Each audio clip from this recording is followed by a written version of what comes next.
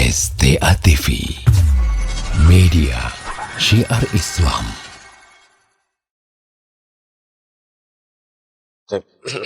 Bismillahirrahmanirrahim.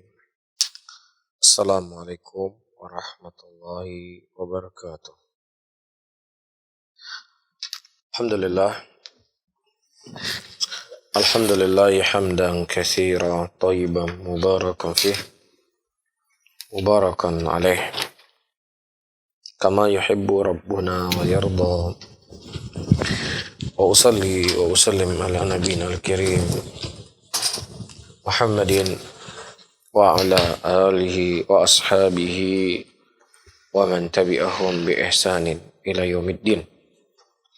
Saudara-saudaraku kaum muslimin dan kaum muslimat, sahabat pendengar Radio Syiar Aceh 96,1 FM yang mendengar, juga sahabat di Langsa, di Radio Kans dan di Radio As-Sunnah yang ada di Kota Takengon. Ya, pada pagi hari ini kita akan membahas sebuah permasalahan yang saya rasa cukup penting, yaitu tentang kemuliaan dan keutamaan 10 awal dari bulan Dzulhijjah. Dan kita hari ini berada di akhir bulan Dzulqa'dah. Dan insya Allah pada waktu menjelang maghrib, ya, tenggelamnya matahari, berarti kita sudah masuk tanggal 1 Dzulhijjah. Ya. Nah, apa saja keutamaan hari-hari ini? Apakah dia memiliki kemuliaan sebagaimana juga bulan Ramadan memiliki kemuliaan? Tentunya iya. Ya. Terkadang sebagian orang berpikir keutamaan beribadah itu hanya di 10 akhir bulan Ramadan, ya, atau hanya di bulan puasa saja. Padahal telah datang ayat-ayat Al-Quran dan hadis-hadis Rasulullah SAW penyebutan tentang kemuliaannya hari ini. Di antara yang disebutkan oleh para ulama adalah firman Allah Subhanahu wa taala, wal fajr wa layalin 'ashr. Baik. Demi waktunya fajar dan demi malam-malam 10. Disebutkan oleh para ulama, walayalil 'ashr wa hiya ishru dzulhijjah. Wa ishru dzulhijjah. Para ulama mengatakan bahwasanya ashrin di dalam ayat ini, walayalin 'ashr, adalah 10 dari awal bulan Dzulhijjah. Wa hadza ma alaihi jumhur al-mufassirin wal khalaf. Wa qala Ibnu Katsir fi tafsirihi was sahih. Ya, jadi yang menafsirkan ayat walayalin 'ashr ada 10 awal dari bulan Dzulhijjah, ya, kebanyakan dari ulama tafsir. Dan ini juga dan disebutkan oleh Ibnu Katsir rahimahullah dalam tafsirnya, dan ini merupakan pendapat yang sahih. Ya, dan sisi pendalilan akan kemuliaannya hari ini, ya, disebutkan Allah Subhanahu wa taala ketika bersumpah sesuatu dengan makhluknya menunjukkan itu merupakan sesuatu yang sangat mulia dan sesuatu yang sangat agung. Dan juga Allah Subhanahu wa taala menyebutkan wa yadhkur ismallah fi ayyamin ma'lumat. Dan hendaknya mereka menyebut nama Allah pada hari-hari yang maklumat. Nah, jumhur ulama mereka mengatakan bahwasanya hari-hari maklumat yang disebutkan oleh Allah dalam surat Al-Hajj ayat ke-28, ya wa ishru dzulhijjah, yaitu 10 dari awal bulan Dzulhijjah. Dan di antara yang menafsirkan ayat ini adalah 10 Dzulhijjah, awal 10 Dzulhijjah adalah Ibnu Umar dan juga Abdullah Ibnu Abbas radhiyallahu taala anhu. Baik. Dan juga Rasulullah sallallahu alaihi wasallam menyebutkan di dalam hadisnya, fadlu ayyamid dunya ayyamul 'ashr, yani 'ashr Dzulhijjah. Qila wala mithluhunna fi sabilillah, qala wala mithluhunna fi sabilillah illa rajulan, ya, ghufira wajhu bit-turab.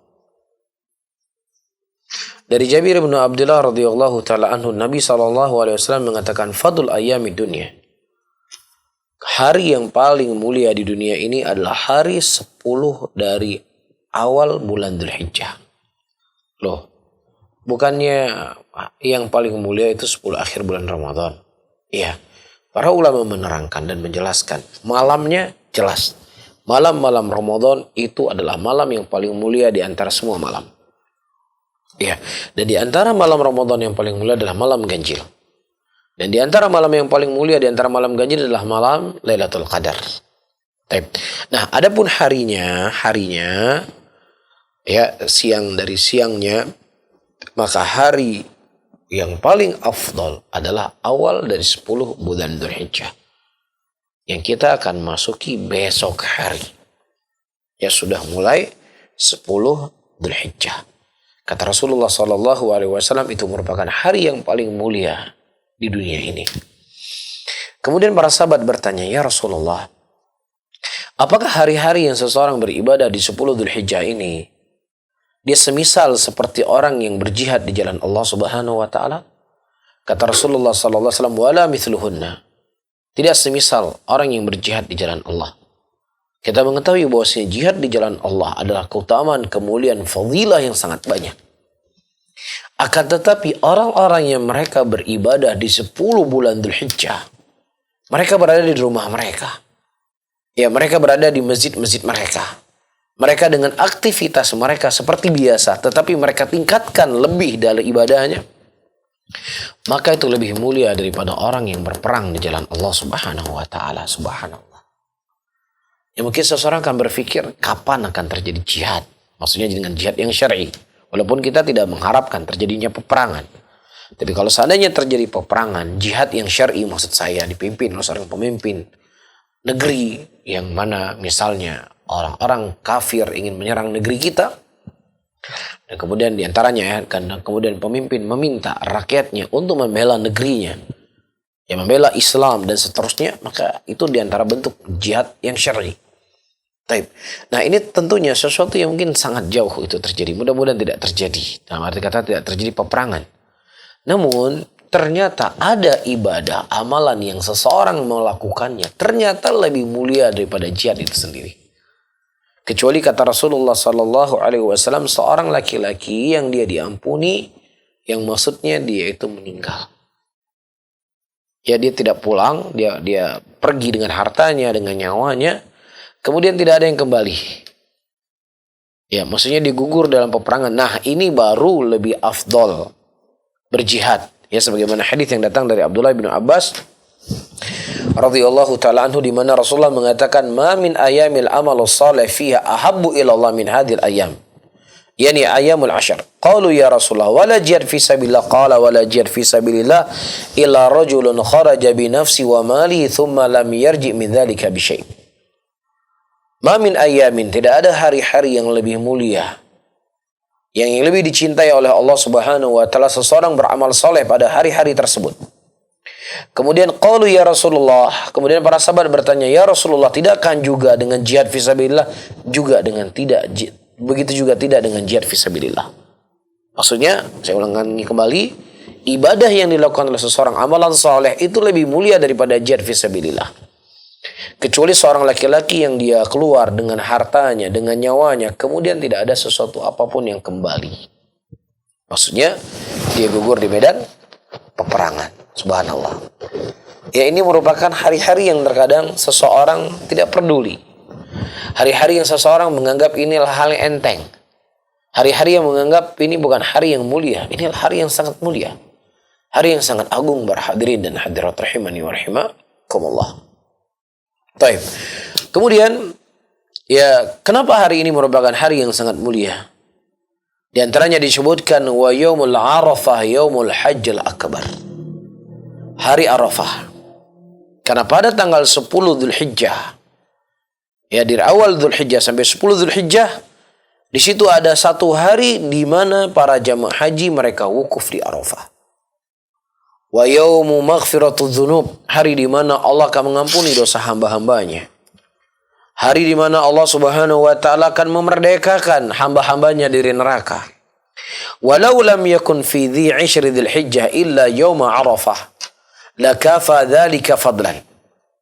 Kalau seandainya 10 bulan Dzulhijjah tidak ada kecuali hanya hari Arafah saja, maka sudah mencukupi bagi kita kemuliaan dari hari Arafah tersebut atau hari 10 Dzulhijjah tersebut.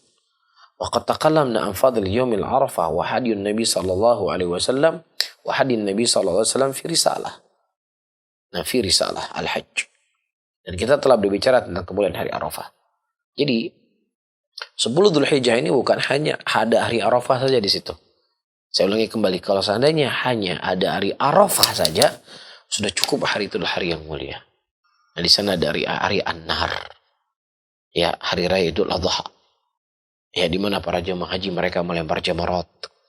Ya, di mana para jemaah haji mereka tawaf ifadah. Ya, yang mana para jemaah haji mereka wukuf di Mina. Ya, kemudian mereka menyembelih hadyu mereka. Dan muslimin yang di luar jemaah haji mereka menyembelih berkurban. Mereka salatul Id. Ya, banyak sekali kemuliaan dan keutamaan pada hari-hari tersebut. Ya.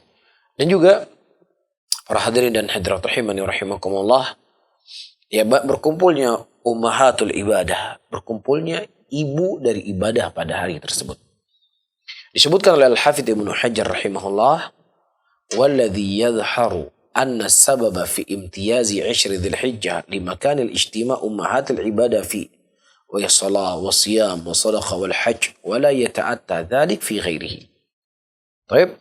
Nah, yang nampak kata Al-Hafidz Ibnu Hajar, kenapa Allah Subhanahu wa taala dan nabinya sangat memuliakan hari Dzulhijjah, 10 hari Dzulhijjah. Ya, dikarenakan pada hari tersebut ada keistimewaan-keistimewaan yang tidak ada ya pada hari-hari yang lainnya. Berkumpul inti daripada semua ibadah pada hari itu, as-salah, salatul Id. Ya, was-siyam, ada puasa tanggal 9 Dzulhijjah. Iya, was-sadaqah, ada sedekah yang dikeluarkan, mereka berkurban. Iya, mereka menyembelih hadyu. Wal hajj, dan juga hari itu hari haji. Kalau bulan Ramadan nggak ada hari hajinya. Dia cuma puasa. Dia cuma ada salat, dia cuma sedekah. Ya, tetapi di sini puasanya ada, salatnya ada, sedekahnya ada, hajinya juga ada. Ya, sehingga ini alasan ya sebagaimana diutarakan oleh Al-Hafidz Ibnu Hajar kenapa hari itu merupakan hari yang paling mulia. Kemudian para hadirin dan hadirat rahimani wa rahimakumullah, apa persiapan yang harus kita persiapkan menyambut hari ini? Ya, di awal-awal atau sebelum bulan Ramadan, kita juga sudah membahas bagaimana supaya kita punya semangat untuk beribadah di bulan Ramadan. Ya, dan ternyata ya persiapan kita untuk menyambut 10 bulan Dzulhijjah ini kurang. Tidak seperti di bulan Ramadan. Dan padahal Allah memberikan kasih sayangnya untuk kita pada hari-hari ini. Ya, beribadah sesaat, beribadah sejenak, tapi diberikan pahala yang berlipat-lipat. Baik. Nah, di antara hal yang perlu kita persiapkan para hadirin, at-taubatus shadiqah. Ya, seseorang bertaubat dengan taubat yang jujur. Fa'ala muslim, para hadirin dan hadirat rahimani wa rahimakumullah, ayastaqbala mawasim ta'at aman bitaubah as-sadiqah wal azam wal akid ala ruju' ila Allah. ففي توبة فلاح للعبد في الدنيا والآخرة. يقول تعالى وتوبوا إلى الله جميعا أيها المؤمنون لعلكم تفلحون. Setiap muslim ketika dia menyambut hari-hari ketaatan, ya, maka hendaknya dia mulai dengan bertaubat jujur kepada Allah. Dan dia berniat dengan kuat untuk kembali kepada Allah Subhanahu wa taala. Fafi taubah, karena pada taubat tersebut ada kesuksesan dan kemenangan bagi hamba di dunia dan di akhiratnya. Allah mengatakan, wa tubu ilallah. Bertobatlah kalian semuanya kepada Allah. Ayyuhal mu'minun. Yang dengan taubat tersebut diharapkan supaya kalian menjadi orang-orang yang sukses. Nah, kalau seandainya di hari-hari yang begitu mulia yang telah kita sebutkan dalilnya tadi, dari Al-Quran dan dari Nabi SAW, kita tidak jadikan sebagai ajang untuk kita bertaubat. Ya, ajang untuk mengumpulkan sekian banyak kebaikan. Kapan lagi harus kita menunggu waktu tersebut? Taib. Dan juga di antara hal yang perlu kita persiapkan, al-azamul jad. Berniat kuat untuk beribadah sebanyak mungkin, semaksimal mungkin. Tentunya sesuai dengan tuntunan Rasulullah SAW di hari-hari 10 Dzulhijjah ini. Fayanbaghi 'alal muslimi ay yahrusa hirsan syadidan Hendaknya seorang muslim dia bersemangat dengan semangat yang kuat ala imarati hadil ayyam bil a'malil wa aqwalis salihah. Untuk dia hidupkan hari-hari ini dengan amalan saleh dan juga dengan ucapan-ucapan yang baik. Wa man 'azzama ala syai'in a'ana Allah wa hayya lahu al-asbab allati tu'inuhu ala al-ikmalil amal. Nah, barang siapa seseorang sudah punya niat yang kuat, punya keinginan yang besar untuk beribadah, maka Allah akan mudahkan baginya sebab-sebab agar dia bisa menyempurnakan ibadah pada hari-hari tersebut. Tapi kalau seandainya seseorang nggak ada keinginan sama sekali, nggak ada keinginan untuk berbuat, tidak ada keinginan untuk membangun ketaatan, ya maka tentunya dia akan semakin jauh dari ketaatan tersebut. Tapi kalau seandainya saya berazam kuat, berniat kuat, di 10 Dzulhijjah ini saya akan memperbanyak ibadah. Saya akan memperbanyak puasa. Tidak ada masalah seorang berpuasa. Dari tanggal 1 Dzulhijjah sampai 9 Dzulhijjah dia berpuasa, tidak ada masalah. Rasulullah SAW mengatakan apa? Ma min ayamin. Ya, tidak ada di antara hari-hari al-amalu salihu, yang mana amalan saleh itu sangat dicintai oleh Allah. Taib. Nah, di antara bentuk amalan soleh apa? Puasa.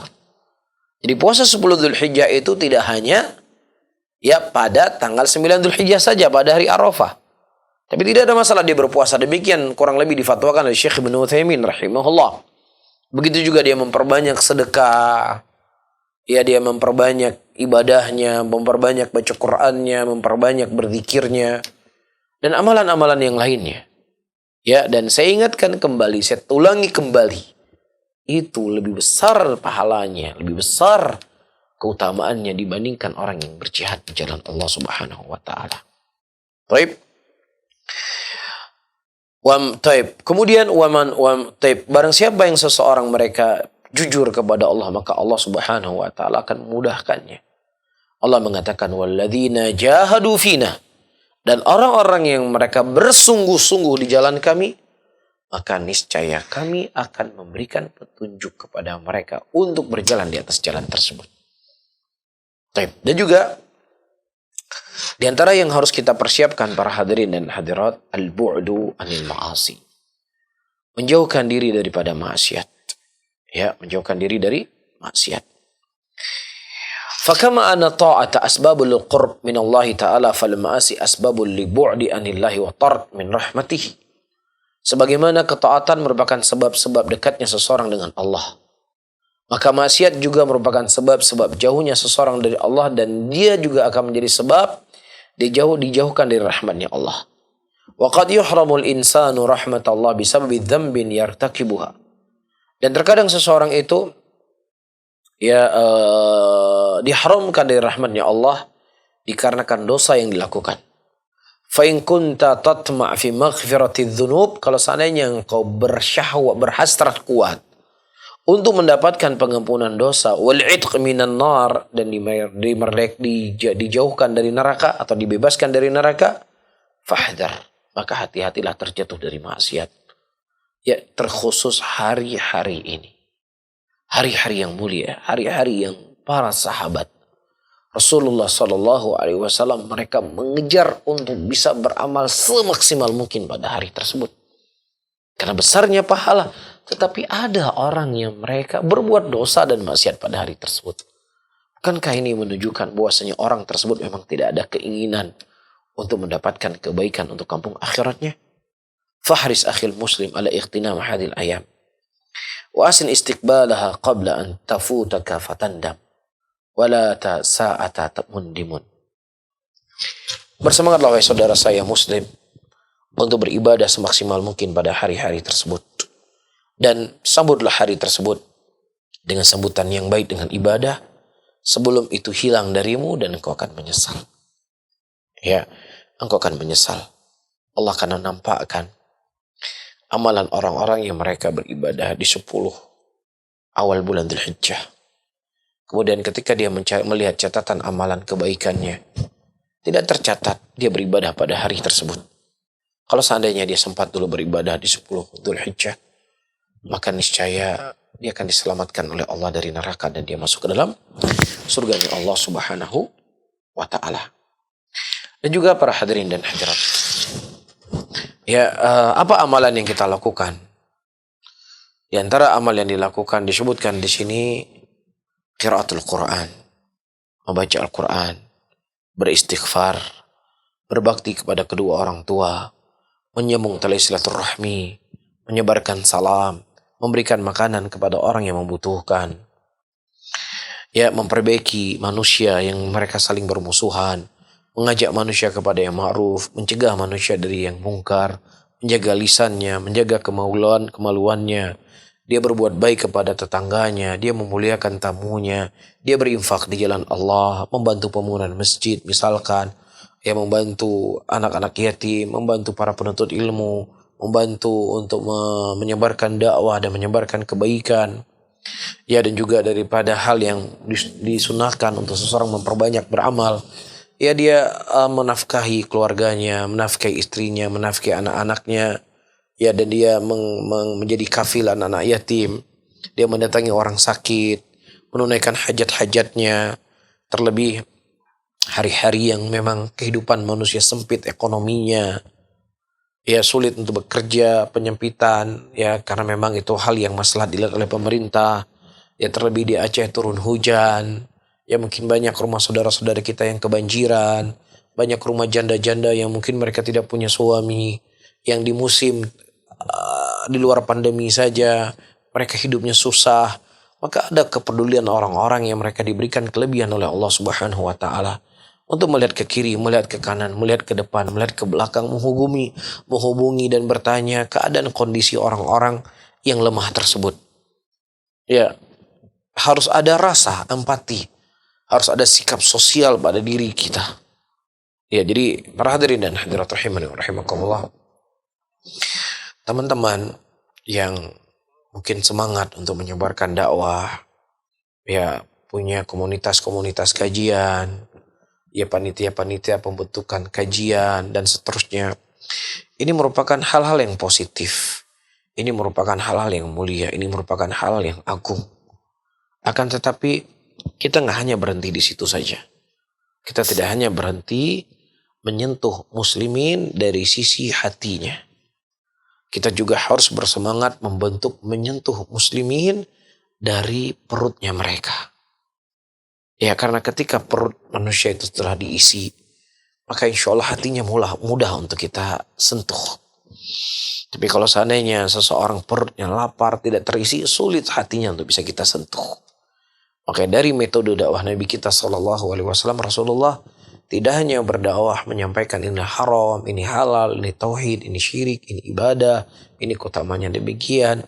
Tapi Rasulullah juga beliau menghasung para sahabat Rasulullah SAW untuk memperhatikan perut orang-orang yang mereka kekurangan.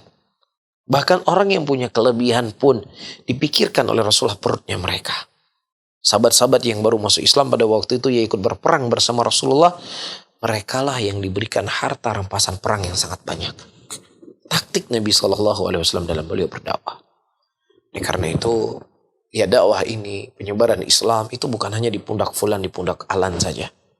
Tapi setiap kita punya tanggung jawab untuk mengajak manusia kepada yang ma'ruf dan mencegah manusia dari hal yang mungkar. Dan tentunya dari hal yang paling ma'ruf dan jalan agar kita bisa mengamalkan perkara yang ma'ruf, mencegah dari perkara yang mungkar. Ada pergerakan-pergerakan sosial yang harus kita jalani. Musim-musim hujan seperti ini. Coba dilihat rumah-rumah janda. Bukan kita mengkhususkan janda. Ketika seseorang punya misalnya kekuatannya tidak besar, sudah difikirkan dulu para janda, anak yatim yang miskin. Atau kalau dia punya kekuatan yang lebih, dia bisa naik lebih besar dari itu. Melihat saudara-saudaranya muslimin, mungkin mereka membutuhkan beras, mereka mungkin membutuhkan makanan. Dalam keadaan mereka sulit bekerja dengan kondisi seperti ini dan hujan, kita harus bergerak. Ahlussunnah harus bergerak. Ahlussunnah seperti yang disebutkan oleh Syekhul Islam Ibnu Taimiyah rahimahullah, arhamul linnas, orang yang paling merahmati manusia, merahmati akan akidahnya, merahmati akan konten agamanya, dan juga merahmati akan kehidupan mereka. Ketika kita pagi nggak makan, siang nggak makan, malam nggak makan, berat buat kita. begitu juga harus kita rasakan. Ada saudara-saudara kita muslimin yang hari ini mungkin sudah bersekian hari mereka nggak makan, sulit untuk mencari nafkah. Ya, jadi harus ada orang yang peduli. Ya, harus ada orang yang bergerak. Harus ada orang yang berada di barisan yang paling terdepan. Diajak saudara-saudaranya muslimin. Diajak teman-temannya untuk membantu, melihat, mengkontrol, menghubungi. Jangan dibiarkan begitu saja. Ya, Rasulullah mengatakan innamal mu'minuna ikhwah. Orang beriman itu bersaudara. Ya, bersaudara dalam segala hal. Ya, dan ini juga merupakan taktik agar menghilangkan ya pandangan eksklusif kepada dakwah. Ya, ini kesempatan emas sebenarnya. Hadirin hadirat, pernah terjadi gempa. Ya, pernah terjadi gempa. Saya nggak perlu sebut di daerah mana. Kemudian tim relawan mereka datang ke sebuah perkampungan. Ya, masak kuah belanga, membagi tas buat anak-anak sekolah, membagi jilbab buat ibu-ibu. Ya, nah pihak desa itu memberikan izin untuk berceramah di masjid mereka. Dan mereka yang kumpulkan jamaah kampungnya untuk hadir di masjid untuk mendengar kajian. Subhanallah. Ya, sebenarnya muslimin itu mereka mencintai kebaikan. Muslimin itu ya seperti seseorang mencintai sunnah, mereka juga mencintai sunnah. Ya seperti kita mencintai masuk surga, mereka juga ingin masuk surga. Ya seperti kita misalnya mencintai Nabi SAW, mereka juga mencintai Nabi. Mereka juga ingin beramal dengan amalan Rasulullah SAW dalam kehidupan mereka. Tetapi apa yang telah kita lakukan agar itu bisa masuk ke tengah-tengah mereka? Tentunya jalan yang paling ampuh adalah dengan jalan sosial. Ya, tapi kalau kita sudah dicap, wah ini Wahabi ini suka bidah-bidahin orang. Ya, tapi coba sejelek apapun yang digambarkan oleh orang, ketika kita sudah menyentuh dia dari sisi-sisi yang saya sebutkan tadi, insya Allah akan berubah mindsetnya mereka, akan berubah. Ini taktiknya Nabi SAW dalam beliau berdakwah. Oleh karena itu para umahat yang mungkin mendengar ceramah saya di hari ini melalui radio gelombang 96,1 FM, atau juga yang ada di kota Langsa, atau juga di kota Takengon, ayo kita bergerak. Ya, dan juga suami-suami, para ikhwah, para pemuda, ayo kita bergerak, memberikan sesuatu kepada saudara-saudara kita muslimin. Ya, jangan kita menjadi penonton terus. Ya, jangan kita hanya mengkritik saja amalan yang mereka lakukan. Ya, tetapi tidak ada apa yang saya sebutkan tadi yang kita harus lakukan untuk saudara-saudara kita muslimin. Terlebih, ini adalah 10 hari Dzulhijjah, di mana seseorang disemangatkan untuk berbuat kebaikan. Ya, dan juga dia banyak berselawat kepada Nabi SAW. Ya, dan dia juga tidak mengganggu muslimin. Ya, dan dia bersikap lembut dengan mereka, menyambung ya persahabatan dengan orang-orang tua kita yang dulu bersahabat dengan mereka. Yang dulu orang tua kita yang masih hidup mungkin suka membantu mereka, kita bantu mereka. Ya, begitu juga berdoa kepada saudara-saudara kita di tengah dia tidak ada di hadapan kita, menunaikan amanat, tidak berkhianat, ya, menjaga pandangan mata kita, dan seterusnya dari ibadah-ibadah yang seseorang melakukannya. Ya, mungkin itu sudah menjadi kegiatannya, kesehariannya, maka di 10 Dzulhijjah ini dia bersemangat kembali. Ya, terkhusus seperti yang saya sebutkan tadi, kita di masa PPKM, ya, pemerintah memang membuat hal seperti ini karena untuk menjaga muslimin, untuk menjaga darah, untuk menjaga nyawa. Ya, tetapi kita juga membantu dan mendorong pemerintah, bukan membantu pemerintah, bukan hanya tugas pemerintah untuk memperhatikan saudara-saudara kita yang mereka kekurangan dari sisi ekonomi. Tapi itu juga kewajiban kita sebagai seorang muslim memperhatikan kondisi dan keadaan saudara-saudara kita. Wallahu taala a'lam bishawab. Mungkin yang bisa saya sampaikan. Ya, dan tersisa dari waktu, mungkin kita akan berdiskusi. Ya, wallahu taala a'lam bishawab. Jazakallahu khairan, kami ucapkan kepada Ustadz atas penyampaian kajiannya pada hari ini. Semoga kita semua dapat mengambil pelajaran sekaligus hikmah dan bisa menjadi nasihat yang bermanfaat. 96,1 FM Radio Syiar Tauhid Aceh yang dirahmati Allah Subhanahu wa taala. Kita masih di program kajian rutin dengan tema bekal persiapan bulan Zulhijjah, dan seperti kita janjikan tadi sebelumnya, kita juga sudah menunggu partisipasi untuk bisa bergabung bersama kami, untuk bisa bertanya dengan Ustadz sesuai dengan tema pembahasan kita pada hari ini. Boleh langsung kirimkan pertanyaannya melalui pesan WhatsApp atau juga SMS di 0852 1414 2314, atau juga bisa melalui line telepon di 0852 7732 3266. Baik, untuk pertanyaan pertama kita bacakan dari WhatsApp yang sudah masuk. Assalamualaikum Ustadz. Waalaikumsalam warahmatullahi wabarakatuh. Apakah boleh berpuasa di awal bulan Zulhijjah hingga tanggal 9 Zulhijjah secara berturut-turut, dan apakah ada keutamaan khusus berpuasa 10 hari pertama Zulhijjah Ustadz? Mohon penjelasannya Ustadz. Tadi sudah kita jelaskan para hadirin dan hadirat rahimani wa rahimakumullah. Puasa adalah ibadah. Puasa adalah ibadah yang mulia. Ya, sehingga seseorang memperbanyak berpuasa di 10 bulan Dzulhijjah. Wallahu a'lam bishawab. Saya tidak mengetahui di sana ada keutamaan dalil khusus. Tapi telah datang hadis dari Nabi SAW seperti yang kita sebutkan tadi. Ya, ma min ayamin al-amalus salih ahabbu ilallah. Ya, tidak ada pada hari-hari yang mana amalan soleh itu paling dicintai oleh Allah Subhanahu wa taala dibandingkan hari-hari 10 dari bulan Dzulhijjah ini. Maka seseorang memperbanyak berpuasa ya pada hari tersebut. Ya, dia puasa putih, dia puasa Senin Kamis. Ya, pada 10 Dzulhijjah tersebut dicampur, dia gabung semuanya. Ya, mudah-mudahan dia mendapatkan pahala seperti orang-orang yang berperang di jalan Allah Subhanahu wa taala. Nah, Jazakallahu khair Ustadz untuk jawabannya. Kita kembali ke pertanyaan selanjutnya yang sudah masuk melalui pesan WhatsApp.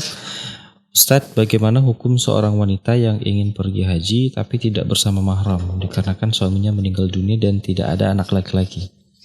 Permasalahan ini para hadirin dan hadirat rahimani wa rahimakumullah adalah permasalahan yang diperselisihkan oleh para ulama. Sebagian ulama mereka mengatakan tidak ada masalah wanita untuk berangkat haji tanpa ada mahramnya. Dan itu hanya dikecualikan, bukan dalam semua keadaan. Di antara dalil yang mereka gunakan adalah istri-istri Nabi SAW pada waktu itu mereka haji bersama Umar bin Khattab radhiyallahu taala anhu. Dan di situ tidak disebutkan adanya mahram. Ya, sehingga dengan dalil ini para ulama mengatakan ya, perempuan boleh dia pergi haji Islamnya, haji yang wajib ketika tidak ada mahramnya. Walaupun sebagian para ulama yang lain mereka mengatakan ketidak ada penyebutan mahram dalam hadis tersebut tidaklah menafikan ketidak ada mahram.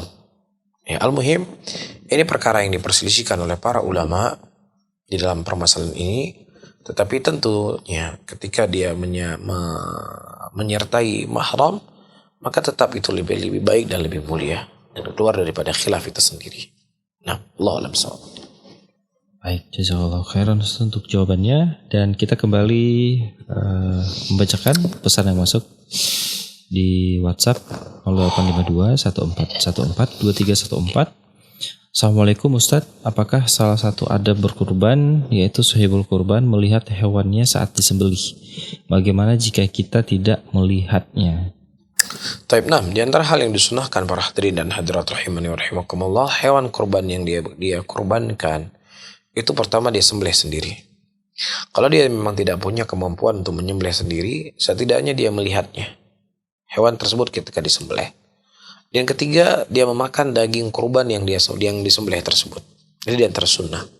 Tapi kalau seandainya misalnya seseorang menyembelih di luar, alhamdulillah dengan zaman sekarang dia bisa video call, ya, dilihat bagaimana hewannya disembelih dan seterusnya. Ya, dan begitu juga ketika misalnya hewan kurbannya itu diserahkan kepada panitia, maka si pemilik hewan kurban, dia hadir di situ dan supaya dia menandai hewan kurban yang disembelih. Ya dia cari, oh ini hewan saya simpan ya. Kan sunnah Rasulullah, saya makan hewan kurban dari sembelihan hewan saya. Ya, dijaga walaupun kalau kita serahkan kepada panitia, mungkin panitia dengan segala kesibukan, beraneka ragam kerjaan dan banyaknya hewan kurban, mungkin dia nggak sempat untuk mengurusi mana daging fulan, mana daging alan. Nah, kitanya yang lebih aktif sendiri, ya bukannya untuk apa-apa, tapi untuk mengamalkan sunnah Rasulullah memakan hewan kurban yang kita sembelih. Allah a'lam bishawab.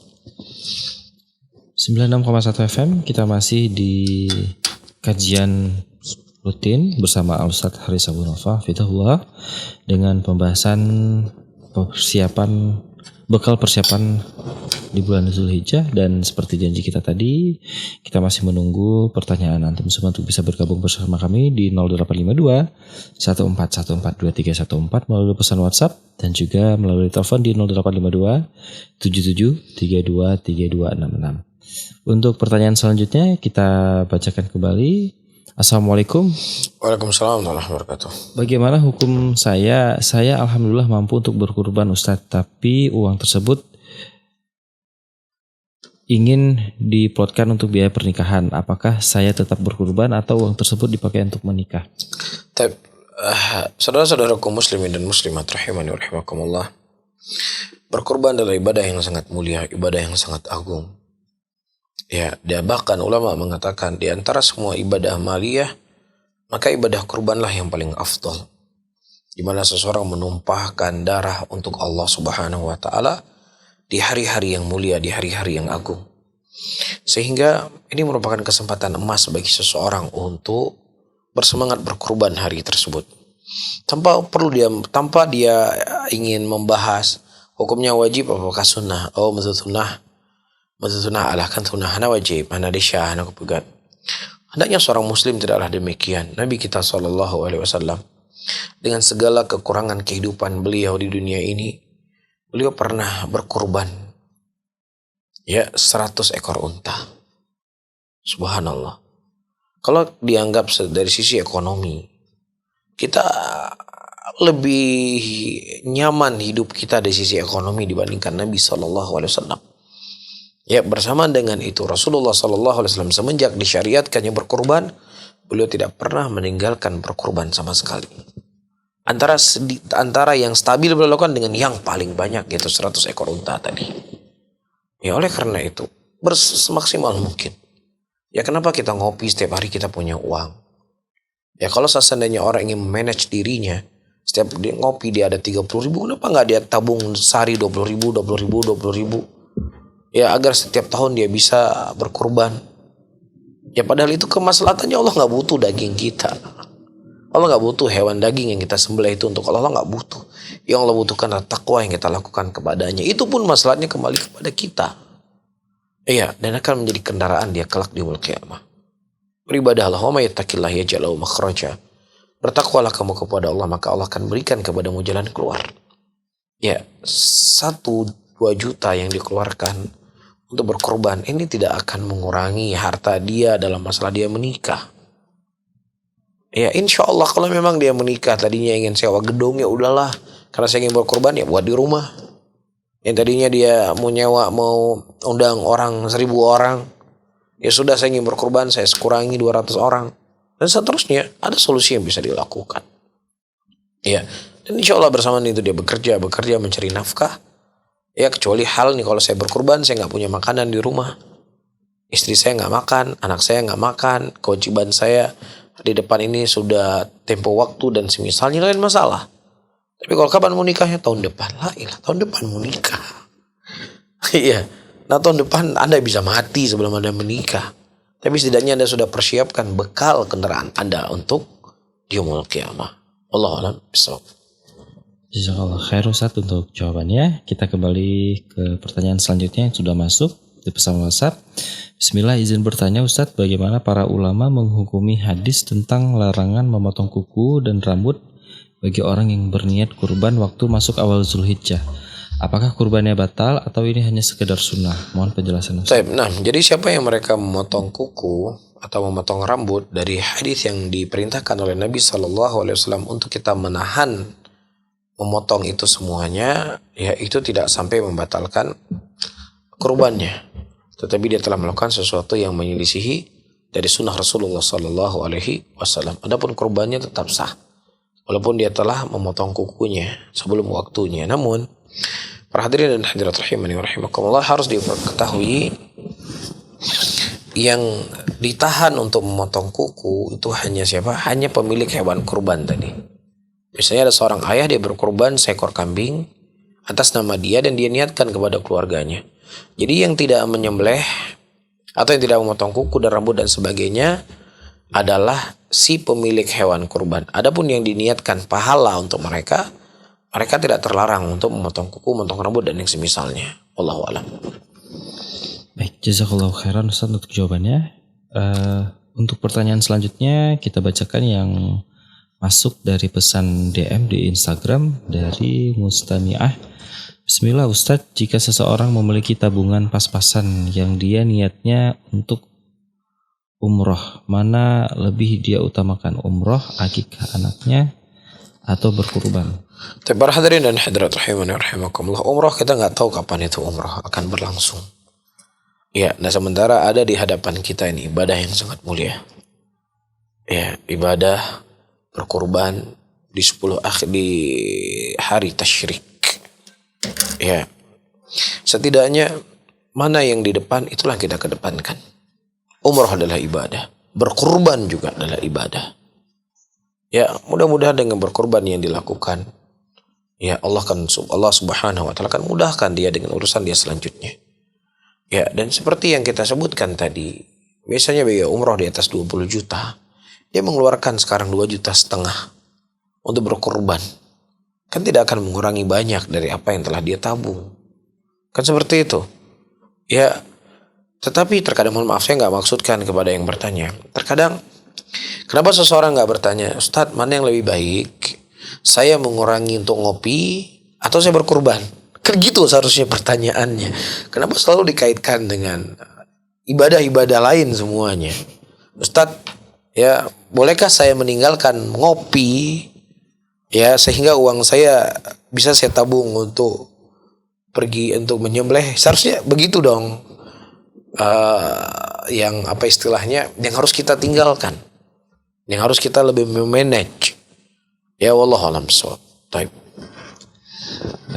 Untuk pertanyaan selanjutnya kita kembali bacakan dari pesan WhatsApp yang masuk dari Ummu Talita. Bismillah, semoga Allah mengampuni dosa-dosa ana. Afwan Ustadz, terkait kajian dengan tema bekal persiapan di awal bulan Zulhijjah. Qadarullah, Jumat kemarin ana membuat atau memasukkan sebuah permohonan fasak ke kantor lurah dan mungkin Senin ini akan diproses. Apakah hal tersebut akan mengganggu persiapan ana untuk menyambut 10 awal Zulhijjah?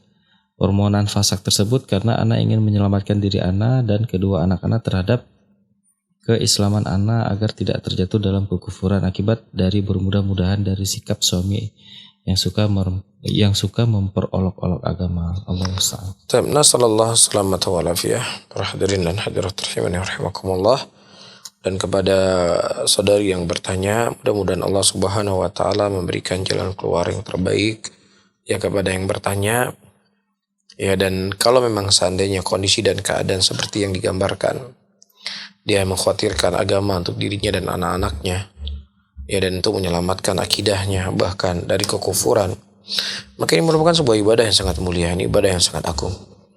Inilah ibadah yang bentuknya amal ma'ruf dan nahi dari mungkar. Ya, dan itu hal yang insya Allah akan menjadi pahala besar untuk dirinya. Ya, dari apa yang dilakukan untuk menjaga agamanya, menjaga akidahnya, menjaga akidah anak keturunannya, seperti yang diceritakan. Wallahu a'lam bishawab. Baik, jazakallahu khair Ustadz untuk jawabannya. Dan kembali kita ingatkan untuk sahabat pendengar kami yang ingin mengirimkan pertanyaan bisa langsung mengirimkan pertanyaan melalui pesan WhatsApp di 0852 maksud kami 14142314. Kembali kita bacakan. Bismillah Ustadz, apa hukumnya kalau kita berkurban dengan cara menyembelih hewan kurban yang uangnya berhutang? Tidak ada masalah, ya. Karena hutang itu bukanlah sesuatu yang dosa, tapi yang berdosa adalah orang yang dia punya uang untuk membayar hutang, dia tidak bayar hutang, itu yang berdosa. Adapun seseorang dia berhutang untuk berkorban, ya, dan dia insya Allah akan mencari mudah untuk mencari membayarnya, maka ini hal yang tidak ada masalah. Atau seseorang bisa berhutang dia membeli HP, maka tentunya berhutang untuk beribadah kepada Allah, berkorban pada hari-hari yang memang waktunya itu tertentu, maka tentunya lebih aula. Wallahu a'lam bishawab. Baik, jazakallahu khairan Ustaz. Mungkin ini ada pertanyaan berlanjutan Ustaz dari saudari Mustami'ah. Bismillah Ustaz, apakah boleh kita berbohong ketika berkurban? Ketika membeli hewan kurban bilangnya bukan punya anak. Untuk apa dia berbohong? Wallahu a'lam bishawab, saya nggak tahu apa niat untuk dia berbohong. Apakah maksudnya adalah untuk menjaga keikhlasan? Untuk menjaga keikhlasan nggak mesti dia harus berbohong. Ya karena ada ibadah-ibadah yang ibadah itu memang harus nampak. Nggak mungkin tidak nampak. Ya orang naik haji, orang sholat itu kan nampak. Nggak mungkin dia menghilang ketika naik haji. Jadi ada ibadah-ibadah yang memang nampak, yang memang dia nampak. Ya, nah ketika dia nampak sesuatu yang tidak masalah buat dirinya. Ya, atau begitu juga ketika dia akan berkurban, itu harus ada diketahui. Apa diketahui ini nama siapa kurbannya, dia akan makan daging hewannya, dia akan menyembelih ataukah dia akan melihat.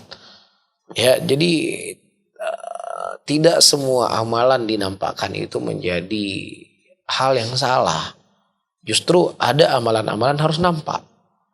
Ya karena orang nanti wah saya nggak mau nampak ke masjid takut riya, ya udah dia nggak salah di masjid. Itu riya itu sendiri. Ini kita cerita kondisi normal ya, kita nggak cerita kondisi yang pandemi hari ini. Jadi apa tujuannya untuk berbohong? Saya nggak tahu, saya nggak mendapatkan apa yang diinginkan. Tapi kalau tujuannya supaya untuk menjaga keikhlasan, saya sudah sebutkan tadi. Nah, Allah. Jazakallah khair Ustaz untuk jawabannya. Mungkin ini menjadi pertanyaan terakhir. Bismillah. Assalamualaikum Ustaz. Bagaimana hukum berkurban tidak di masjid tetapi di komplek rumah atau di tempat mereka yang membutuhkan, dengan asumsi agar mereka benar-benar dapat merasakan nikmat hari raya Idul Adha? Nah, tidak ada masalah. Dan juga tidak mesti berkurban di masjid. Di masjid nggak boleh dikurban di luar masjid ya, atau di halaman masjid. Dan nggak mesti harus di masjid. Di mana saja seseorang bisa berkurban di rumahnya.